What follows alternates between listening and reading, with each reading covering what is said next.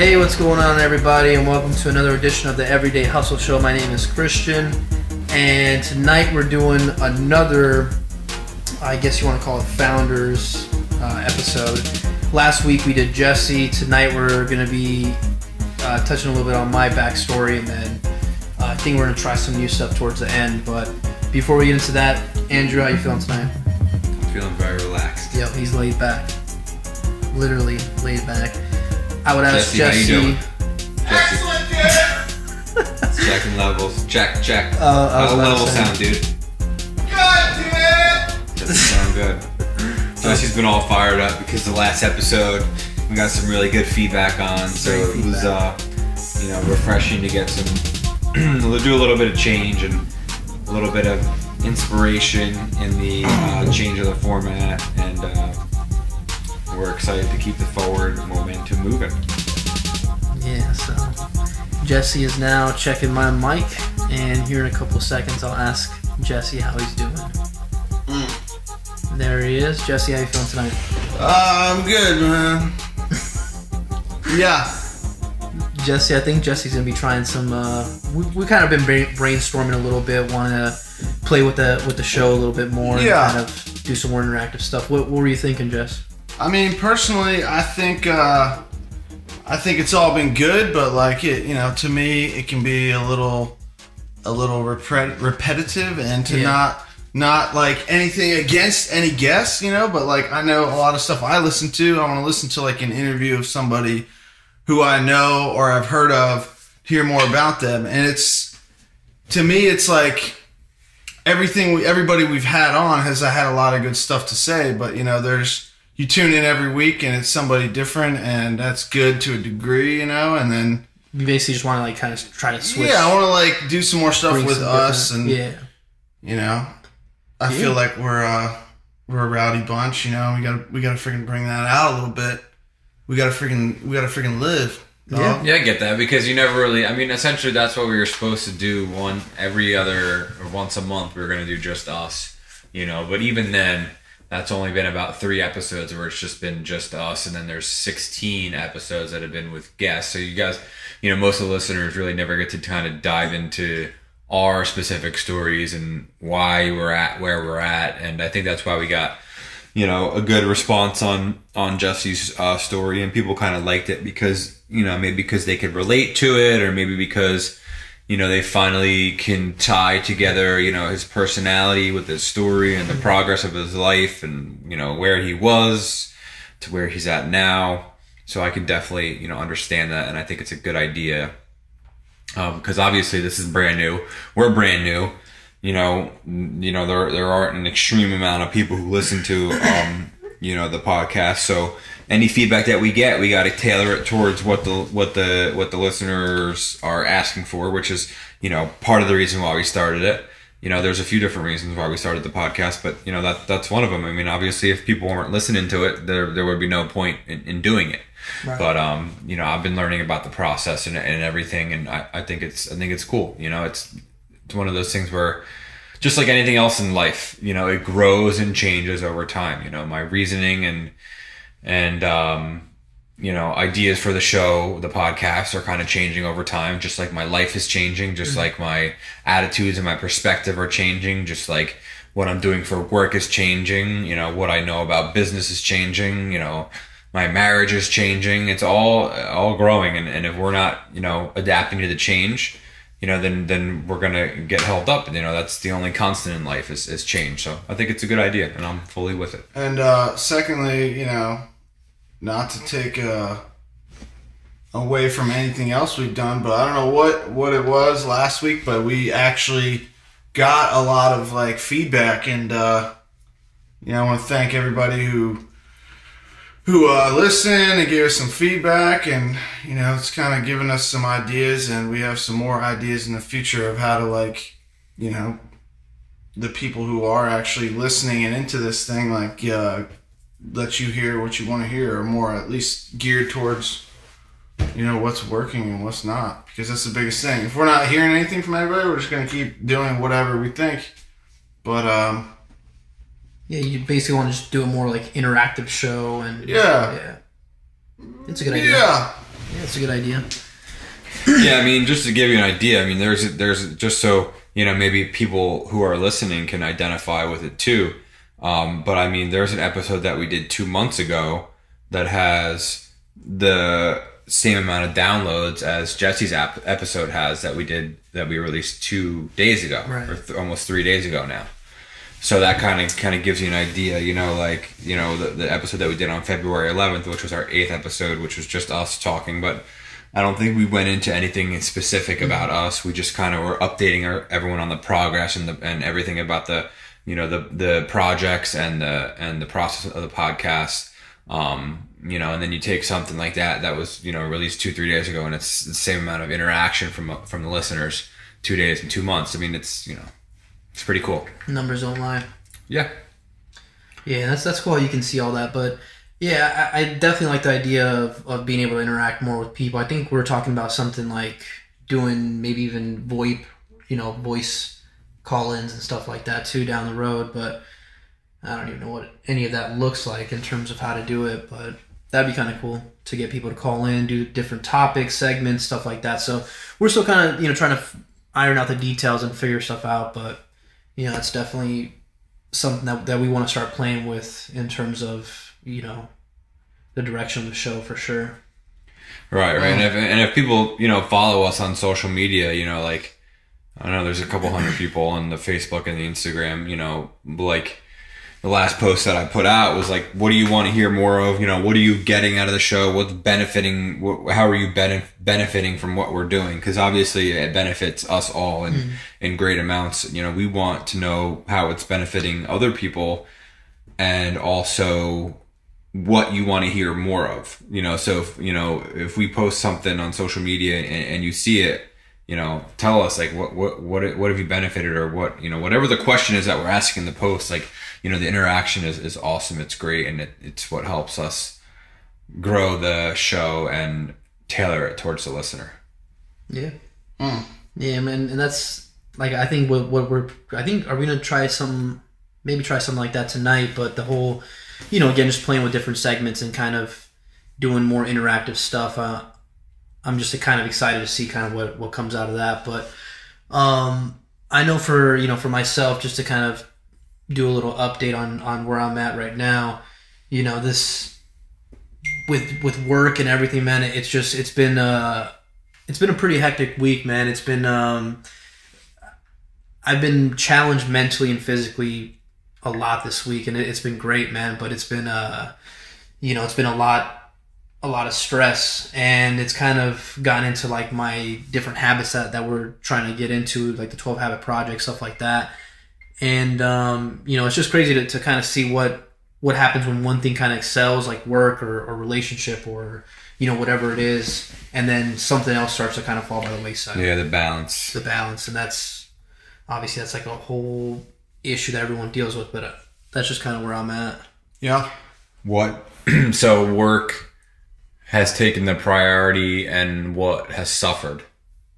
So because of work, because of like when I get off of work and all, like the stress physically, you know, I just get lazy, man, just straight up. I get home, and usually before I would want to go to the gym, you know, when I go to the gym, I kind of catch a second wind. So I get home, I start doing some stuff for the podcast or reading or stuff like that. So, you know, I get re-energized. But I know, dude, I've been getting no posts from you. Yeah. Yep.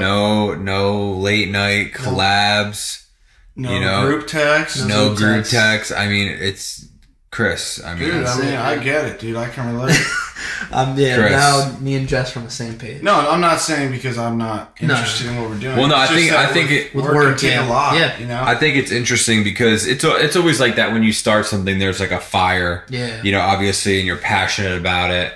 You know, and then a couple months goes by, and it kind of fizzles, loses its you know, but you know, sleep less, dude. Sleep less. And I think it's just, for me, it's like, okay, well, what am I trying to achieve with the sacrifices that I'm trying to make? So if I'm like, you know, for example, there's certain people like Eric Thomas, you know, for example, you know, he wakes up every single morning at 3, you know, and is able to, like you said, sleep less, put more effort into his day and stuff like that. But, you know, for me, me trying to wake up every morning, and I wrote this in the blog that we update every week. Me trying to wake up every single morning and like rush through my mornings to try to get, everything jam packed in, walking my dog, reading for like 15 minutes, making lunch, doing my morning shake, protein shake, stuff like that. And then trying to like, meditate for 10 minutes. It never works out. I'm always either doing, one thing and not the other, or just not doing, and it's just illogical or ironic that I'm trying to rush my meditation. And then it's like, okay, I get my meditation, but now I'm rushing to work and it's throwing this off. And it's like,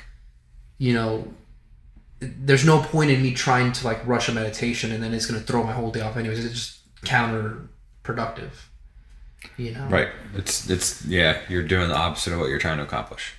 So, I don't know. I think it's good to try different habits out. Maybe that's just not the right time of the day to do it for yourself. That's true. A lot of people...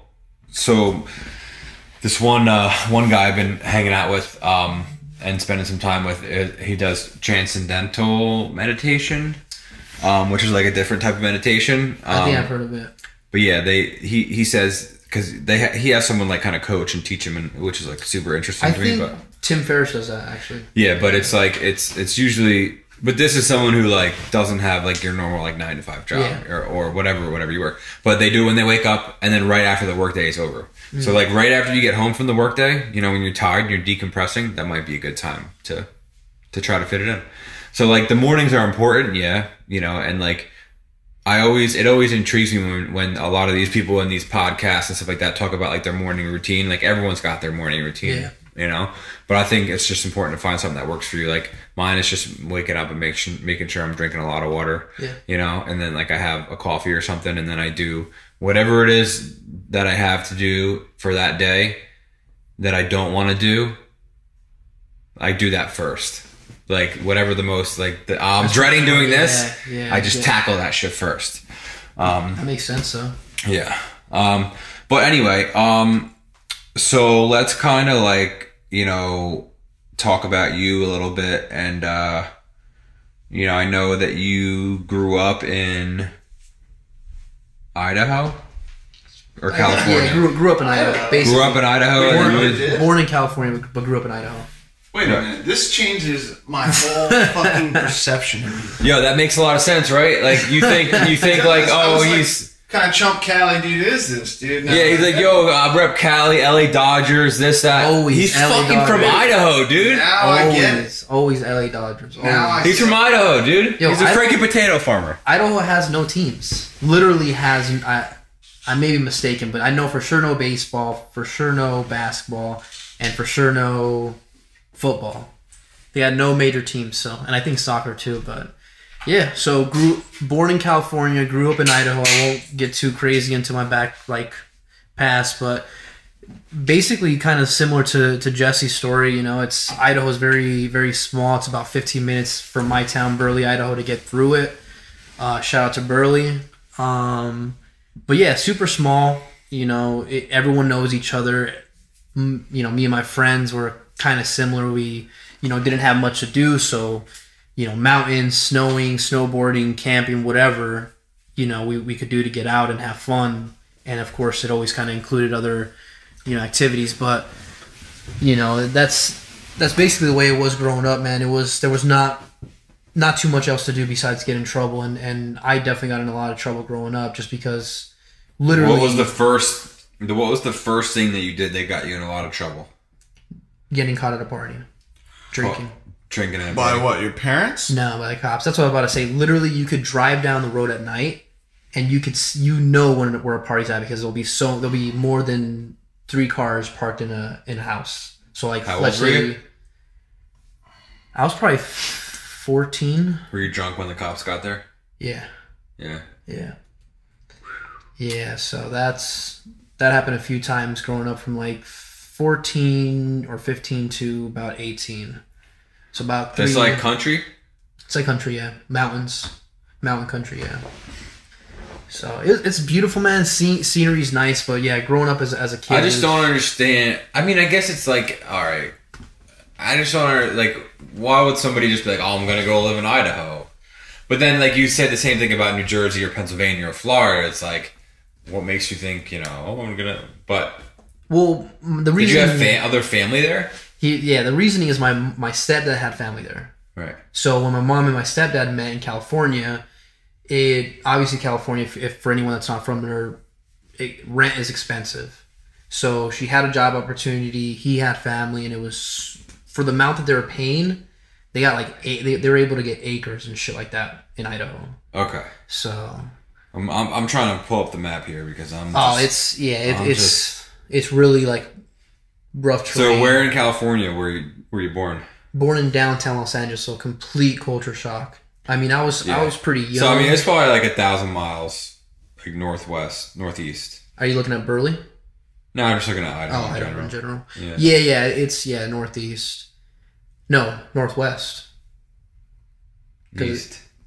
No. Get your fucking bearings. Dude, come on. If you're in California and you go west, you're in the fucking ocean, dude. Oh, no, I thought you meant in general on the map. It's northwest. But from California, yes, you're right. Los Angeles, yeah. From Los Angeles, yes, northeast. So it was, I was like probably 11 when I moved, so it was a culture shock. Do you remember childhood in California in Yeah. LA? Yeah. How old were you when you moved out of California? 11. All right. So I remember it. No, he was 11 when he moved to Idaho. When I moved to Idaho, yeah. Yeah, So out of California. from inception to 11. Yeah. And Los then Angeles. Los Angeles. Dude, why'd they leave, dude? Why'd your family leave? Oh my god, dude! You can't come in and out of the room and be like, he's So coming Jesse- in and out of the Jesse's room. checking So out. he doesn't know what's going So- on. so Jesse- don't do it over, dude. Just So move on. Jesse was out, just to let everyone Just know. fucking Cost of living and a job opportunity Cost of living in for his Dallas. family. shitty reasoning, but okay. That's the short and sweet of it. But yeah, so that's basically what high school was like. It was, again, I didn't really take much seriously. Dropped out of all sports that I was playing my senior year so I can specifically do whatever I wanted. I didn't have to worry about because they drug tested you and stuff for sports. Yeah. Stuff like that. So I didn't have to worry about nothing. I was able to just kind of do whatever I wanted to do, party. Because I knew... Wait, did they drug test you for sports everywhere? Because I kind of remember smoking weed in the parking lot at like high school, like at lunch Well, break. actually, I know they did it for... they did it for your physical, right? So before. Yeah. And then I think if they had a suspicion, then they did. I don't know, actually. I remember taking drug tests, though. Yeah. But... yeah, so I dropped out of everything. I loved baseball. Played since I was young, like a baby, basically. Y'all ever tip any cows? Never. No. Never. No, I didn't even know Y'all about doing skiing up there? What do you do? Snowboarding, yeah. Snowboarding. I started skiing, and then all my friends were like, "Dude, that's Any entrepreneurial Holy tendencies from a young age? not at all. Nothing. Nothing. Nothing until 2010 when I went to college, and I'm using the air quotes because." That was like a shit show, man. All right, well, hold up, dude. Stop trying to freaking tell your own story and rush through it, okay? Listen, I want to know. I'm trying to give it short and sweet of it. I know. I don't want that, dude. I want to know what your first car was. Oh, I got a Ranger, a Ford Ranger from my stepdad. Was it a 4x4? Yes, and it wasn't technically mine. He just kind of like that you. Was it manual? No. When did you get your license? I think I was like 15, 16, something like that. And I learned in the snow. You don't got no siblings, huh?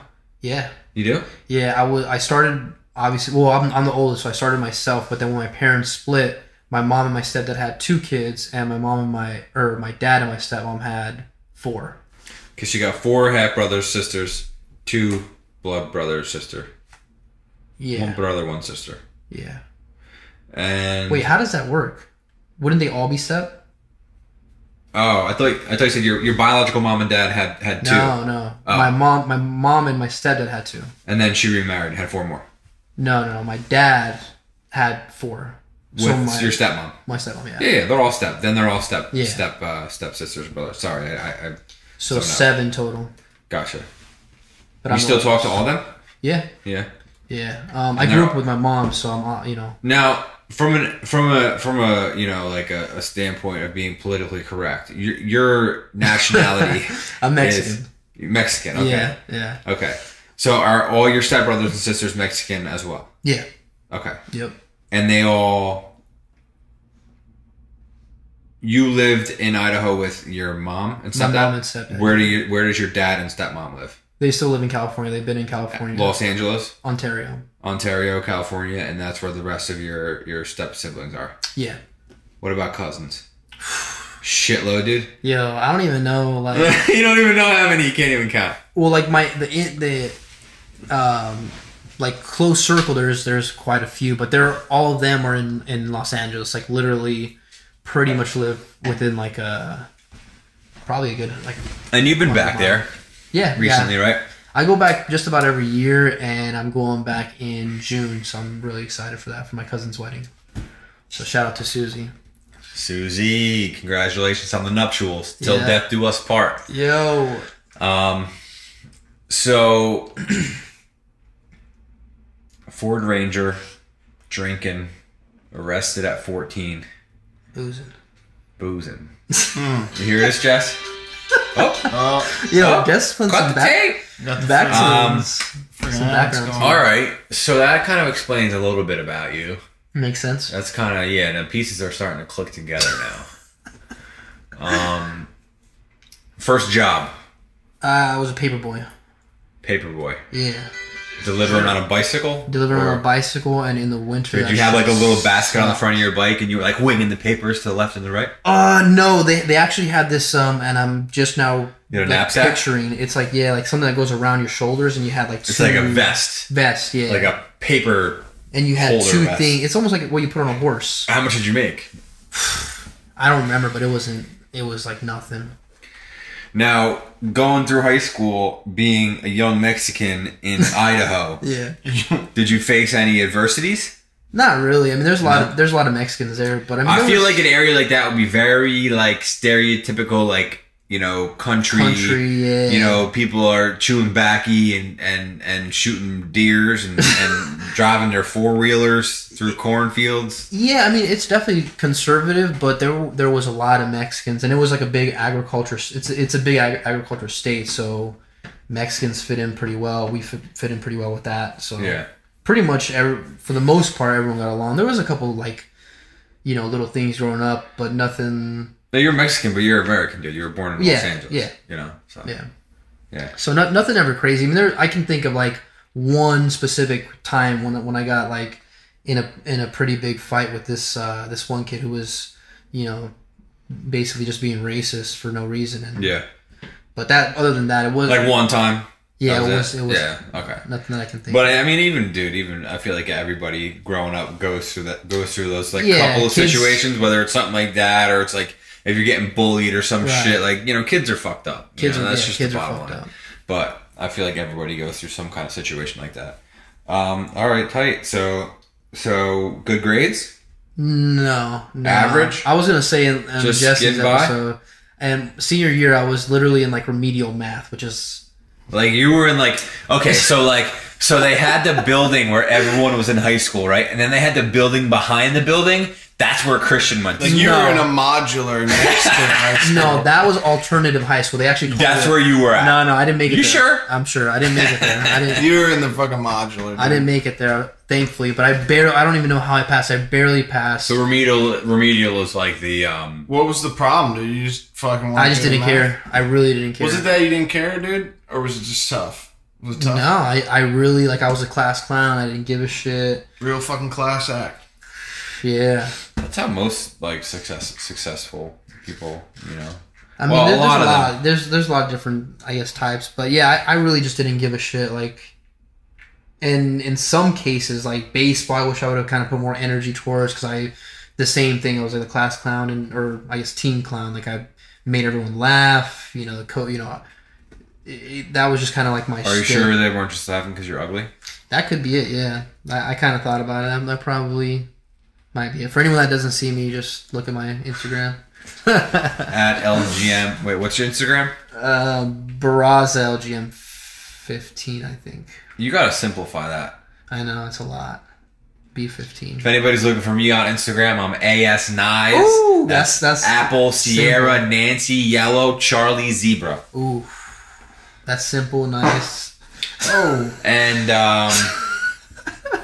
so after high school, you went to quote unquote air quote again Air quote. college. Air guitar, air quote, college. Yeah, it was about one semester, which is like 3 months. Local community, John. Community John, it was 30 minutes, which was the nearest like bigger town. So it was like we're gonna do this, you know. Me and four. But you still lived at home.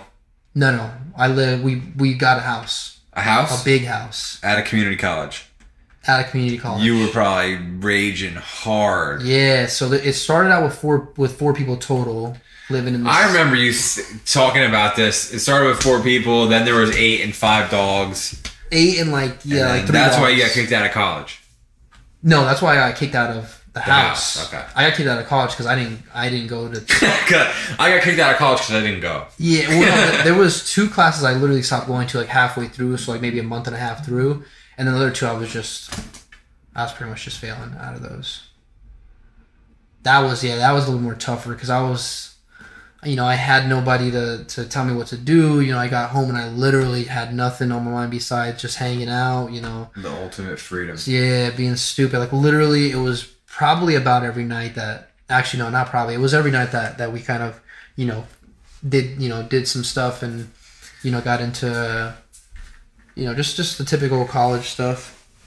You know, partying and Yeah, drinking, a little of this, a little bit of that. a little this, a little bit of that. Little bit of this. A little toot, Yeah. a little toot toot. So, yeah, and it just I'm glad though. But like you were saying about the whole entrepreneurial like tendency stuff like that. One morning, my cousin who ended up was one of the extra people that kind of moved in. He sent me a text. He sent me a text and he was like, "Yo, you know, come down." And I was literally upstairs, like just waking up, and he's like, "Hey, come down to my room." What time was it? It was early. Like 2 p.m.? It was like it was like 10:30, like 11 a.m. And so I was just getting up. I didn't go to school, and so I go downstairs. And he's like, "Yo, I got an idea for a clothing brand. You know, I want to. Here's what I have. Here's the name. Here's kind of an idea. This and that." And I literally, he's like, "Look, I know you're kind of creative. Like, you know, how do you feel about starting this with me?" And I was so stoked. I was, you know, I pretty much just ran upstairs like, all right, that's awesome. Let me go upstairs. And I literally ran upstairs and just started like, you know, writing down ideas. I went out and bought this like sketchbook. And so that was the first time that I was like really, you know, like stoked, like really, really intrigued by something. And, you know, at that time I was doing absolutely nothing. Like I was working at a call center for maybe like 2 weeks there, and it was, I don't even remember what I was doing, but I hated it. So Call centers are the worst. yeah. Dude. So that was like my all my first. call center homies. Yeah, that I know you're out hated there it. struggling, but just know Probably that listening. one day you won't have to walk into that shithole ever again. Probably like listening to the podcast while they're supposed to be at work right now. Yeah, they're like in their cubicle, like fuck. So yeah, it sucked, man. So and that's LGM. No, that was the start of LGM. Oh, that was the start of LGM. Yeah, first it was called 12 Shadows. That's what my cousin came up with. Ponchito, shout out to Ponchito. Yo, Bonchito, ¿qué pasó? That was the start, 12 Shadows, and then once we got, because that was probably maybe like 2 months in, maybe a month and a half. When we got evicted, I was like, dude, I gotta figure something out because I don't want to live. Wait. That was the moment that you're like, shit, I gotta figure something out. It wasn't like the weeks leading up to No. When I got evicted, I was like, I'm not going back to my mom's house. So I was like, I got to figure something out. Because, yeah, I mean, pretty much my other friends are like going to go back, you know, to their mom's house to at least, you know, set up and figure out the next game plan. But I did not want to do that. So I basically, just to do a very quick backtrack, when I was 17, I convinced my mom to let me live in California with my grandma. So I convinced her. I told her this is going to be good.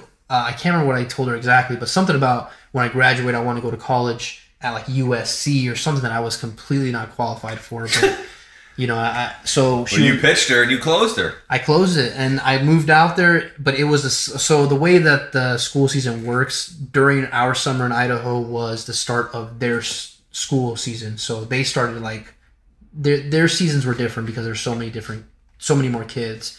But So I went down there. I went there for about 3 months, and then just when school season was about to start again, it was going to be senior year, and I was like, fuck. I was like, this kind of sucks. I just came over here. I'm into my senior year, and I know absolutely no one besides a few cousins. So I convinced my mom. I was like, yo, this is a bad idea. I don't know what I was thinking. Or you're like, psych, I gotta come back. And I came back. So I got a flight and came back. So anyway, yeah, who in their right mind would change school senior year? I don't know what I was thinking. That was a hard move, but a dumb one. It was a dumb one, but I made it. And so the reason why I say that is because I already had set up with my grandma, like literally the house that they own, where it's valued now is insane because of the amount of property. But back then it was different. It was nothing. But so I already had everything set up. I had a room that I can go stay at, and I hit up my grandma. I was like, or called my mom. I was like, hey, can we talk to my grandma, see if I can come back down? And I finagled it. I was able to get back down there. I got a job with my uncle. Shout out to Caesar. And and so started doing a little bit of accounting with him. But yeah, in California, man, it was a whole different ball game. I started hanging out with just same type of people. Gangsters. I mean, I won't go too far into that, but you were a gangbanging dude? No, absolutely not. Were you a blood or a Cript? No, nothing, none of that. But it was definitely a different vibe, man, a different scenario, and like it was my cousins, stuff like that. I was hanging out, and there was definitely that adrenaline for me. I literally lived not lived with them, but every day I would be hanging out, just hanging on the block and just chilling. But there was always that I didn't really. They grew up in that, so they had already established that was their life, and I never really felt like I fit in 100%. Yeah.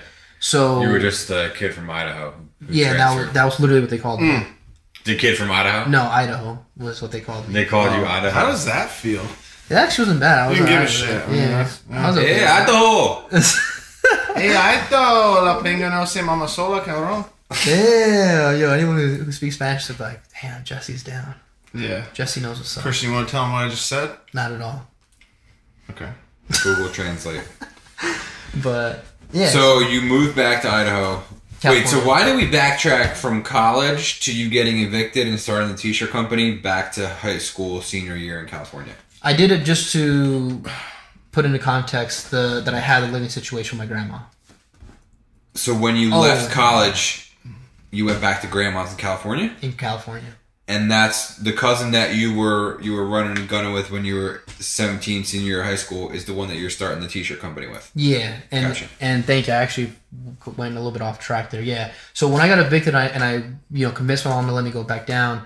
On the way back down to California, I was just thinking about the company. I was thinking about the clothing brand and what it stood for, and came up with the idea of Lost Generation Movement. LGM, that was the clothing brand that we had. It's no longer a clothing brand now, but... Yes, it is. I mean... You can't buy shirts, but if you have them, they're vintage. That's true, yeah. I got that's them. True, Two motherfucking shit. I got a bunch of them. That's true. It's fire. Yo, Drew's supported since day one. But, yeah, so it was cool, man. It like I said, that in that period of my life, I really didn't have much going for me, so that clothing brand was, my key. That was, my, I guess sense of purpose, and I was, I didn't really feel like I was just kind of wasting time or being a liability.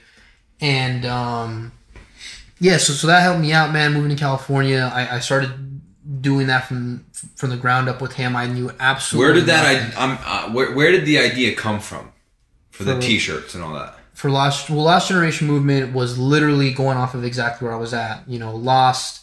For some reason, I felt like there was more people like me who just didn't, either just getting out of high school, whatever the case might be. So that literally is where it came from. I like that. But what made you think in your head, I feel like this is how I feel. I'm sure let me make a clothing line to brand that feeling. How did that come about? It wasn't really like I didn't like think about it and like, you know, think, okay, how can I express this? How can I start something out of it? It all stemmed from my cousin, you know, with that initial brand or clothing idea. So once I had like the reason, what was the first one, the 12 shadows. 12 shadows, okay. Yeah. So once I had like I guess kind of like a route or like an outlet, then that's when I'll you know, I was kind of like, if I'm gonna do this or if we're gonna do this, you know, might as well make it mean something or worth something, and you know, so that's kind of where that whole thing. But then obviously I kind of, once I grew up a little bit, the meaning, I wasn't in the same place anymore. So like you said at the beginning, you know, people change, you know, things change, and I was still trying to you know, push the brand, but I was in a different spot. So that's why it fizzled out for me, at least. Gotcha. Yeah. That makes sense. So what year did you end up in Florida?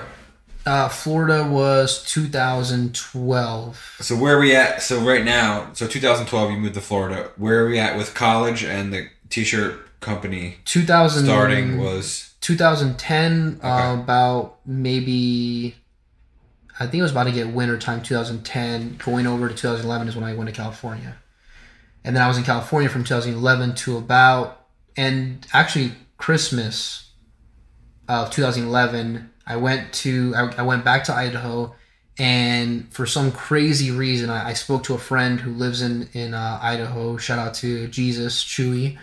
Oh, Jesus! And he was living in New Mexico. Is it Jesus or Jesus? Jesus. Jesus. And he was living in New Mexico, and he was doing well for himself. He was in the oil field, and he had just mentioned, like, that's dude, a great industry. Yeah, he's like, dude, I live over here. You know, good pay. If you ever want to come out here, they you know, work like 3 weeks on, 3 weeks off. Like that. Some people do. There's a few different. Did you go out and do that? Yeah. You did? Yeah. For how long? For about a year. That was between 2011 and 2012. 2012, yeah. So what was that like? It was crazy, man. Like you lived in New Mexico? I lived in New Mexico this is a part of your story I never knew. For 2 weeks. Did you live on the rig? Oh, no. Only 2 weeks? Only 2 weeks. But you worked in the plant for a year. Well, I moved to New Mexico to link up with my friend. You know, he said he had a place. He said I had, you know, this and that. But in that like span of maybe a few months, maybe it was probably longer, maybe 4 or 5 months that we started talking. He ended up getting involved with his girlfriend, living with her and stuff like that. And I didn't keep up with the communication. So when I moved out there, I literally just like dropped out of the sky, and I hit him up and I was like, yo, I just landed. You know, you still have a spot, you still got a job. He's like, dude, like, I haven't talked to you in a while. Like, unfortunately, I don't have a spot. Unfortunately, I don't have a job. And unfortunately, you're kind of just shit out of luck, basically. So I'm in New Mexico. I have nowhere to really go. So I end up, asking my mom. Thankfully she helped me out, put me up in a motel I was there for 2 weeks. About a weekend, I got a job at Subway. So you drove all the way over there without even talking to the guy? I flew all the way out there, yeah. You hear this, Jess? It was pretty stupid. Makes a lot of sense now. Makes a lot of freaking sense. It's all starting to like click together as to why he's, the way he is. I get it. Yeah, so it was pretty dumb, but I lived in New Mexico for about 2 weeks. I got a job at Subway. I hated it. Thinking I was gonna make a shit ton of money. Where were you living? In New Mexico, in a motel. Sandwich artiste. Yeah. So so at the end of the 2 weeks, I was like, I talked to my mom and was like, damn, this, I don't want to keep, like, this is expensive, even though it was a shitty motel, literally shitty motel. But a couple $100 a week, right? Something like that, yeah. There was like a deal for week, longer stays, but the dude was cool, but so I ended up talking to my dad, and it turns out my dad had a cousin in Texas, which was 3 hours away. Dude, your story is just like mine, bro. Like, you just straight up just bounce around wherever the hell you want, just never getting anything done. Never get anything That's done. just what I'm hearing. That's it. No offense to you. No. I'm just doing so much identifying. Like, it's like parents tell you gotta go. It's okay, I'll just fucking drive to this state and stay with this person. It's like, what logical human being does that without any plan or any, like, But that's just how you are when you're 19 and 20, 21, like that. Yeah. You just don't give a shit. Yeah, that's literally, I had no plan, but I knew that, like, if I could just get to that job, or if I could just get to that other spot in my life, that we'll just get over this, I'll be good. I'll be good. And so my dad calls this cousin that he hadn't spoken to in a long time, and I never met, and she's like a little bit, a lot older, and they agreed to let me live with them. So they drive 3 hours to pick me up, and they live in a 1-bedroom house, and they let me sleep in their living room on like a pull-out couch. So literally, every night, it'd be like maybe 8, 9, and I'm like spending the whole day with them because I have no, I don't know anybody, I'm not doing anything. But it was probably a week before my uncle, thankfully we literally woke up at like 4 a.m. Well, before that, actually, I'll backtrack. A day before, maybe 2 days before, he took me to Walmart, showed me what boots I needed to buy, to steel-toe boots, stuff like that, pants, jacket. And the next morning or 2 mornings after, like 4 a.m, we get up. He's like, we're going to wake up and we're going to drive to this gas station. So we show up there. He's like, this is where all the trucks meet up to put gas every morning and get food. We talk, we go over to this guy, the first truck we go to, and he talks to him. He's like, look, this is my nephew. He's new here. He needs a job. The guy's like, we just got a spot that opened up. Jump in the truck. So literally that's how I got my job in Texas as a roustabout, basically like the plumbers of the oil field. So yeah, so that year was pretty weird, man. Like, it was finally at a point where I wasn't around like immediate family, so I kind of was like, I had more leeway. And then at about 6 months in that I was living there, I finally saved up enough cash because I was making like a little over $1,000 a week, which to me was and still is a lot. And I got a $500 a month, like little tiny, the smallest trailer you could possibly get, and lived by myself. And I was, dude, from that point, probably the last 6 months of that, it was probably like 5-6 months before I came out of Florida. And yeah, it was not fun. I didn't know anybody, I didn't, it was just a pretty weird place in my life. I finally got money. I was buying all sorts of stuff because I had no rent. Just got a truck. Thanks to my mom for helping me out. She's always been helping me out. So, but much respect to moms. Much respect. But yeah, so I was there for about another 6 months. And then 2012.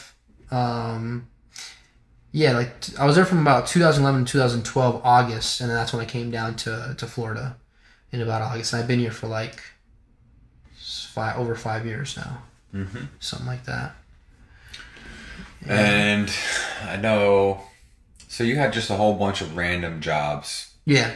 Oh yeah. Coming up to your transition here, and we know, you're obviously in the HVAC industry now. And I think we also know you work in the treatment industry. You had talked about on the show. But prior to that, when you first moved down here, I'm trying to remember what you were doing, but I can't remember. What were you doing when you first moved down here for work? When I first moved down here, I didn't have a truck. I started working. I actually rode this bike that I had. I rode a bike to the, what is it called? Where you show up in the morning, they kind of tell you where you go. Labor ready. Labor force. Workforce, labor ready. Yeah, so I ride my bike there. Luckily, I was able to go to a job, and the first place I went to was actually Trump Golf Course in West Palm. Yeah. So I started going there. They said they liked me. I was making like $8 an hour, so nothing. And I was working there for about maybe 3 months, and they were about to sign me on, give me like $1, $2 raise, and then I messed up. Shit again went kind of sideways for me, and I made some bad decisions, and I had to kind of just restart. Yeah. And that's kind of been my a little bit of an issue for me, in the past, is dealing with similar to like Jesse was saying. Of course, everyone growing up, they have their era of like partying, college, whatever. But, I definitely, a lot of times would take it way too far. Yeah. You know, so that was definitely my story. Very similar. You know, I struggled with that for a pretty long time. But then again, after that, what I just stated right now, the little mistake, not little mistake, but, you know, big mistake, restarted. And since then, you know, it's been about a little over 5 years, you know, since I've Haven't had to restart in over 5 years. Had to restart, yeah. What did you do after the golf course? After the golf course, my next job was in AT&T affiliate or like third party. So they put me on. It's basically a call center. So they put me on commercial customers. Yeah, and then you were doing the diabetic supplies, right? And then I went to diabetic. Yeah, it's coming back to me now. It's coming back to me. All kinds of. It's coming back to me Yeah, now. yeah. It's coming back to me now. Just shit call center after shit call center after shit call center. AT&T. Yeah, fuck all Well, that. the diabetic supply was actually legit. I will say that. That place was legit. Are you saying diabetes? Not is a fucking It good wasn't thing? diabetic supply. It was actually like insulin. And so basically what we were doing, it was just like Providing a service, dude, for fucking people who really need some shit. right. Like it was basically like doing taxes, and we literally told them that like this is like doing your taxes. You can do this for free. These are free programs that you can sign up for, and you can do it. You know, but if you want us to do it, we can Sounds handle like a the student loan paperwork. pitch, dude. Yeah, he's trying to sell us right now. You Not trying to how sell me I would fucking have insulin? absolutely Yo, no hold on, reason, dude. We didn't ask you to come out here no and sell us. ties. Hey, shout out to that company. They're my sponsor. They're my sponsor. No, but it was legit. I actually did like that place, but I got fired from that place because I was late on multiple occasions. So that really kind of Were you hooking up with a coworker no, on office hours, dude? no. I wish it was something that cool, but it was. So what? It was literally. What Even though you worked in a group of What No, it was intrigued girls. you It or was nice. sparked your interest in the HVAC industry? Actually, it was Wendy, my girlfriend's mother. Literally, you know, we had started hanging out. I know Wendy's a big fan of the show. For us, we should probably Yeah, say a little. shout out to Wendy. Yeah. All right, Wendy. You You know know, you're listening, Wendy. Thank you. and you know, we started talking. You know, I told them that I wanted to go to school, and I told them that I wanted to go back for like social work or something like that. I think it was something to do with social work, but I didn't know exactly where. And she works as a teacher, and she basically was like, "No, you don't want to do that. Like, it's not the best paying job by far, and you deal with like a lot of shit."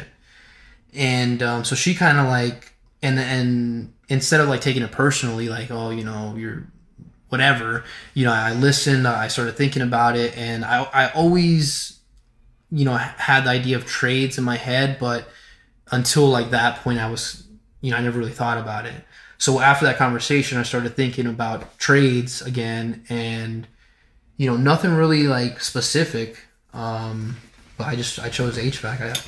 I don't know. I mean, especially for Florida, it's like Yeah. one of the most legit things. You know, you're always job security and freaking HVAC. Because like, I mean, if you go up north or something, they're gonna like lump that in with Yeah. HVAC and heating because Yeah. half the year there's no air conditioning to be had. You know, but Yeah, It's just so damn booming hot in the down summer, here. dude. And you you guys, freaking everyone absolutely like I don't know how anyone in Florida lives without fucking AC. Yeah, and that's a big reason why it's such a good industry, you know, because even if you don't have, you know, the funds, you're gonna find a way, Oh, you're gonna find a goddamn way. you know. So, and then once I you know made the decision, I decided to go back to school. Then I really like fell in love with it. I didn't fall in love with it from the beginning. I just kind of was like, this is gonna make money, It makes sense. You know? makes sense. Not a lot of school time. You Yeah, know, it was you can 9 make good money. 9-month program. I like working with my hands, and also like no disrespect to where I was at before in the treatment industry. No disrespect to that company, but I was tired of it. You know, I wanted to get out of the job that I was at. I mean, I'm pretty sure almost everyone I know that works in the treatment industry it is just- tired of it. It gets not from experience, but I can only imagine. Like It wears you get down. burned out on Yeah. it. You know. Yeah, it definitely wears you down, man, and you know it definitely it helped me out a lot in my own personal life, but yeah, it wore me down a lot. So that was, another moment for me that was kind of like, another wake up call and another reason to kind of, have like that sense of purpose and like, oh, I'm going to school and. Always been a huge supporter of various trade schools. I feel like it's it's not like a lot of things, and I mean a lot of things for college. Like certain things you need like a lot of years of college to go to. If you want to be a freaking doctor or a fucking lawyer, or a lot of different things. And college is very beneficial, but for a lot of people.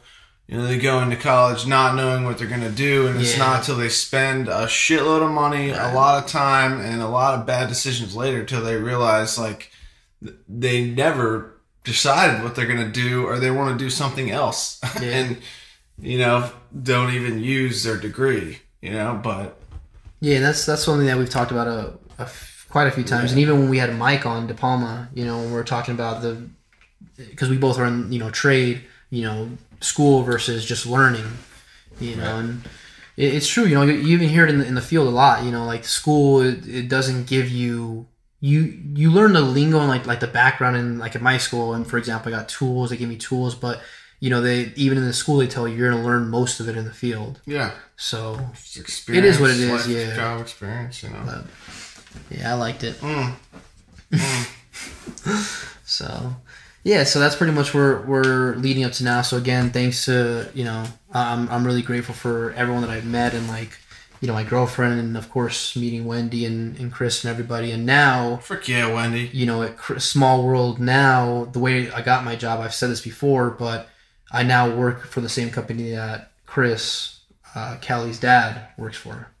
And it wasn't set up that way. Again, my teacher called me one day and.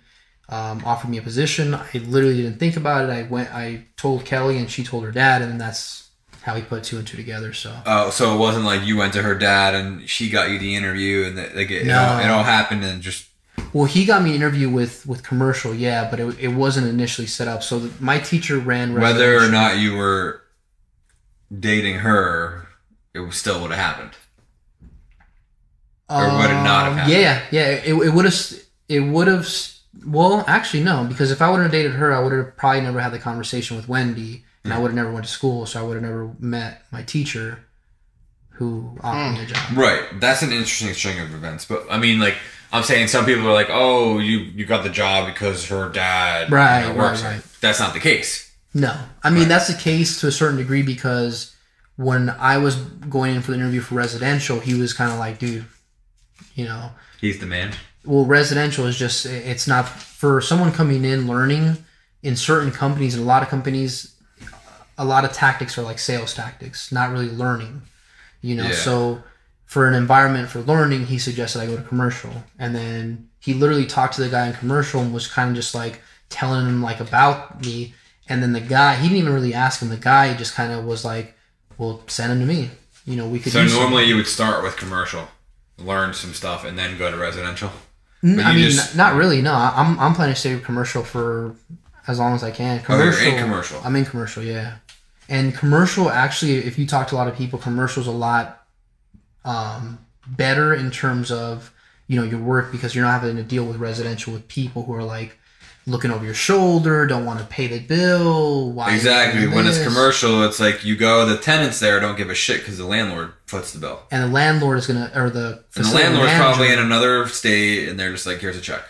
That, but in a big, because we do like big spots, and the facility manager is going to be like, look, we need this running. Right. Whatever you got to do, just fix it. Fix it. Give me tab. Yeah. And residential, they're like, isn't there another way to do it? Yeah, I've heard. Oh, I've never really done it, but I've heard nightmare stories about it. Yeah. So. All right. Great. Yeah. What do you got over there, Jess? What are you working on? Well, all right. So basically, let's start this off. What do we call Welcome everyone to Crane's Corner. Yeah, This is the newest segment of the Everyday Hustle Show. Today we're gonna call it Crane's Corner. Crane's Corner. I would like to call that a working title. We're gonna table it. So basically, I don't have cable TV. I just run off of strictly streaming, mostly because I hate the news. Okay. But I decided to go ahead and pick out a couple. I'm just surfing through news stories here. Some of these we're going to touch on. Some of them we're going to just freaking go into a little detail, whatever comes up. All right, so the first one here, the headline of this, former Barney the Dinosaur actor now works as a controversial tantric sex guru. And I'd like to say that I was a avid Barney watcher as a kid. You know? Were you? I really was. That explains a lot. Yeah. Does it? Jinx, you owe me a Coke. Does it though? You guys didn't fuck with Barney? Actually, I think I might have actually. You fucked with Barney. I fucked with Barney. Drew fucked with Barney too. What was the yellow one? Didn't he have a yellow friend? Yeah, it was like, I don't know. The dinosaur. They're all dinosaurs, dude. That's true. But I don't know how I feel about this. This guy now, he's 52 years old. Wait. Backtrack. So he was the original Barney? No, he was the actor who played Barney for the entirety of Barney on television. So now he's this... So now he says that his decade-long stint in playing a dancing purple dinosaur was helpful towards his current career path. Which that sentence doesn't really make a whole lot of sense to me either. The energy I brought up while in the costume is based on the foundation of Tantra, which is love, and everything stems and grows and evolves from love. So this guy only accepts female clients for his services, and he charges about $350 an hour on his website to go through tantric sex. Okay. I was about to ask. So what is it? What is his actual? Okay, so and he's this is a photo. So he's an escort. Him now. No, like, you know what tantric, like, so it's like you ever watch American Pie when that one guy's screwing Stifler's mom? Yeah. You know, and he can like freaking have sex for like 2 weeks and that's it, dude. It's just like you can fucking control, I don't know. So he's still having sex with her though? Sex with Barney? No, Barney's still having sex with these people, no? No, he's just teaching them how to be. Oh, okay. So he's teaching tantric practices. Okay. All right, but that just caught me a little off guard. Secondly, this one there isn't too much to go on here, but some of these are like law based. So there's a guy in Maine. He's a pagan priest, and he took it to court that he wanted to wear goat horns on his driver's license. Oh, wait! I think I've heard this one. First of all, you got to see a picture of this guy. I've seen this article. I think this is him. Yeah, because paganism is an actual. It is argument. Yeah. Sorry, we got the dog barking. This picture, I really wish people could see this. Wow, right now. That is nice. So he won that he's allowed to wear. Yeah, it's there's a few of those. Freedom of religion. Yeah. American Civil Liberties Union was reluctant to take up the Kulges. Oh, first of all, his name he's got a great name. Palon Moonsong. No, he changed it. There's no way, dude. Who would name their kid? No, I guarantee you he paid. I wonder how much that costs to change your name. It's got to be a lot. No, this is probably the same process as when you get married. All right, I'm over Palon. I've never been married, dude. I don't know what the hell that's like. This one's not too crazy, but it just kind of struck me as odd. So there's another one. The headline: unemployed man spent $2.1 million on cars, strippers, and parties following a banking error. So basically, this 29-year-old man from Australia, he was jailed. He went to jail for this last year on fraud charges. He recently walked free after his conviction was overturned by New South Wales Court of Criminal Appeal. So basically what happened is this guy opened a bank account, and after a year, he racked up a $9,000 overdraft fee.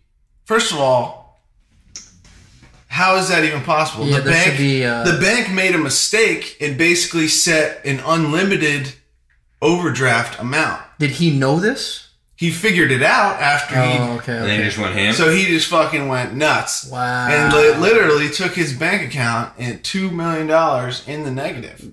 But let me, like, what's going through your head? Like, But just fuck it. It's you not said my- 9,000 at what? In 1 year, he went 9,000. And then After that, he went to after 2. that, he's like, well, what the fuck? It just keeps letting me take it out. So he just wow. kept pulling money and kept fucking spending money, and it would charge him all these fees. But eventually, you know, it added up to $2 million. Damn. So, what but they happened now? let him out of jail because they're saying, well, it wasn't his fault that the Right. bank allowed him to do that. But is it? Yeah. Like you willingly knowing that you're like, shit, man. No, I mean, I'm that's- just gonna keep.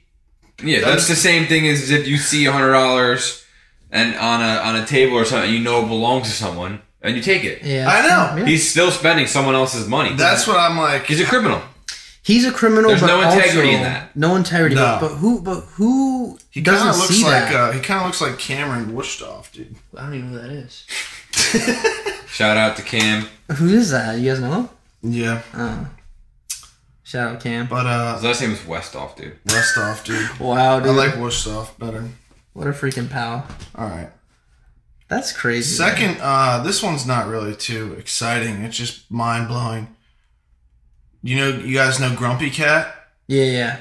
So Grumpy Cat just Died? won a federal case and won $700,000 in Because court. someone tried to No, Yes. they had an advertising deal with a certain company for it was a beverage company, Grumpy Cat Grumpachino. Wow, I like that. So they were allowed to use Grumpy Cat for that, but this same company decided to use the cat on other products that were Right. not authorized In that deal. But what's a cat gonna do with owner. $700,000? What do you mean? Nah. It's not the cat. It's, It's or the no, cats, dude. No, I think in that situation, whoever owns a cat brings obviously, what's a cat? Well, no, I'm saying brings a management company into this, because I've seen that a lot on like people who are memes or whatever and like get famous. They hire marketing companies and stuff like that, so they're probably the ones who are getting most of that money. I would assume. Too sure. And I'm sure the cat's still living well though. What else do we got? Still eating pretty good. Most of these, I just whipped up in a half hour here, but this is another one. Texas man sues a woman for $17.31 for texting during a movie date that he took her to. Wow, And he won in court. that's pretty sick. I like that actually. And the $17.31 obviously is for the price of the movie ticket and popcorn that he bought her for the movie. Does it say how much he paid, or was it just kind of like a civil? Like he didn't have an attorney. He said it was kind of a first date from hell. And she started about 15 minutes after the movie began. This is one of my biggest pet peeves. He asked Mrs. Cruz to stop, but she refused. He suggested that she step outside to use her phone, after which she left the cinema and never came back. The 35-year-old woman also drove away in her car, in which she had driven them both, leaving him without a ride. So this dude was butthurt. Yeah. He fucking thought he was getting some action. He dropped a little money. Sometimes, you got to put in a little work to freaking, That's I feel like court fees and everything would cost more than what you get. Yeah, like you have to have a lot of money Well- to seek $17 in restitution because you're still spending money to gain $17. I think there's like small civil unless it's claims. civil courts and Yeah. you're representing yourself, I guess. But I would still imagine it's going to cost you more than $17. I think it's probably at that point it's probably the principal. The principal, yeah. But you got to be a fucking butthurt son of a bitch to Yeah. sue for fucking that. All right, Crane Corner. Thanks for the news update. That's pretty good though. Yo, anyone listening, if you like us, we're trying, like we said at the beginning, we're trying different segments out. I actually kind of like that. Let us know what you think about that though too. But Other than that, I don't know. Does anyone else have anything?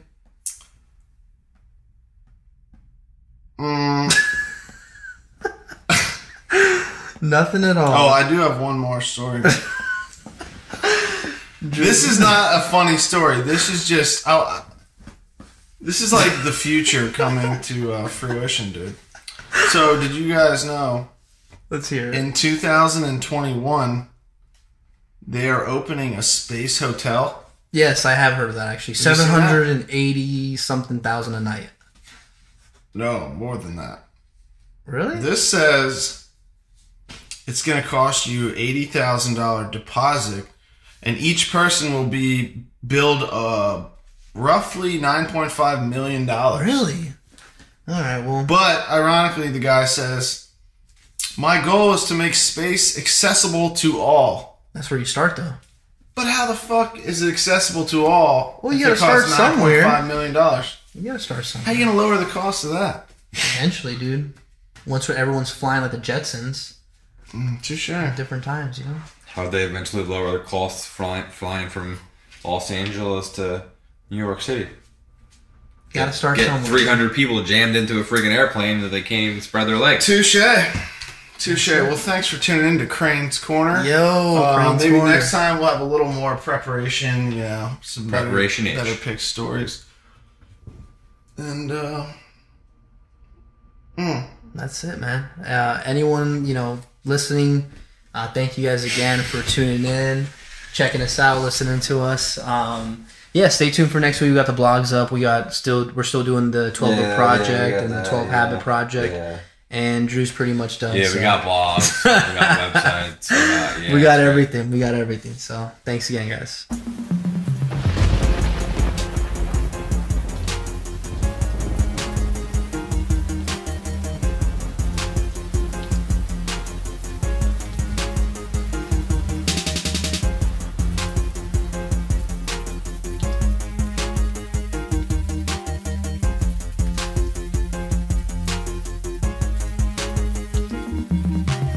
Yo, I fuck with Crane's Corner, dude.